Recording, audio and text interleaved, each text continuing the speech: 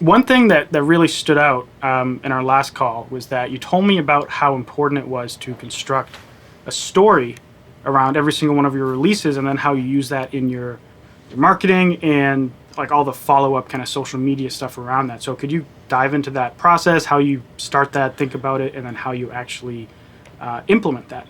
For sure, yeah. I think that, you know, throughout the history of recorded music and bands as brands, and and you can trace it back from the 50s through the 60s and 70s and 80s and all the way up to today, is people have made guesses as to what story will captivate an audience, what value people derive from their music.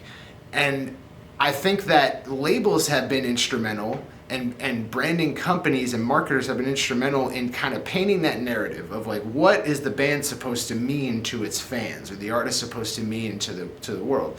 And we're a lot of that has been sort of offboarded onto our responsibility these days. It's our responsibility to figure out what is the value of our music, what is the value of the content and entertainment that we're providing, and who is drawn to it. Because not everybody's gonna, look at the Misfits, for instance, which is one of my favorite bands, and be like, this fits into my narrative of who I am as a person, and here's how.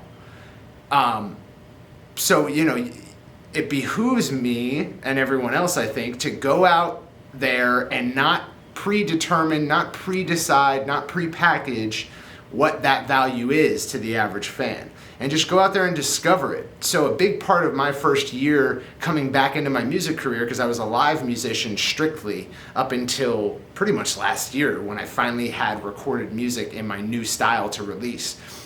And instead of like going out there and releasing a single and trying to sell stuff and doing a big album release, I've spent the past year, and probably will spend the next 9 months, releasing content as much as I can, but in a single format, and then dedicating exploratory budgets to marketing that music. And really what I'm trying to figure out is, number one, who likes my music? Like, what is the common type of person, or common types of people, or avatars of people that enjoy my music? And then more importantly, why? Because, I write, I'm sure most musicians out there, you're writing interpretively, you're writing sort of without such a hard definition on what the song's supposed to mean to everybody.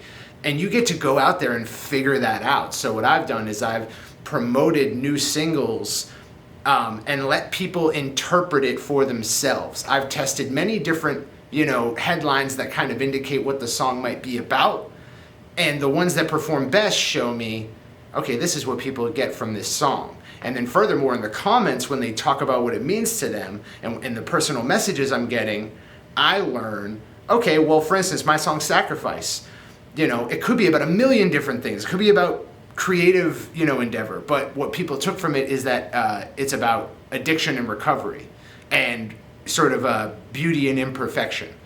And like, that's one interpretation of the song of millions. So it took really me spending my own money, going out there, talking to people, running ads to figure out, oh, I have a niche in this addiction culture. I mean, I grew up in, like my parents were, addicted in various forms and went through recovery. And I've had peers and family members in addiction and recovery. So that makes sense. And I can talk a lot about that, but I wouldn't know to sort of tell that story if it weren't for this testing, because I have a lot of stories I could tell. And so what I've kind of been harping in on is like, long before you ever try to be a successful music act, you should take the time to figure out what people like your music, why they like it, and what that story is, so that you can better tell a story. And all too often musicians sort of rush past that.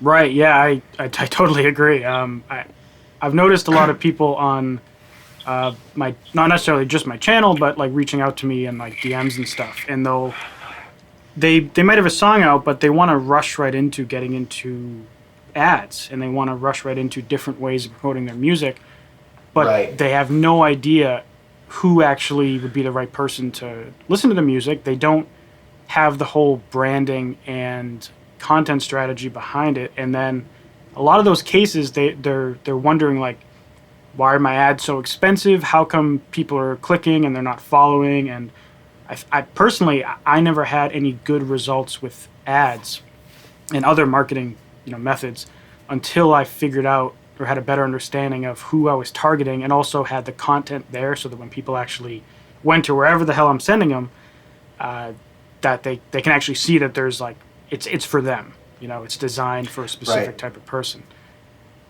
Right.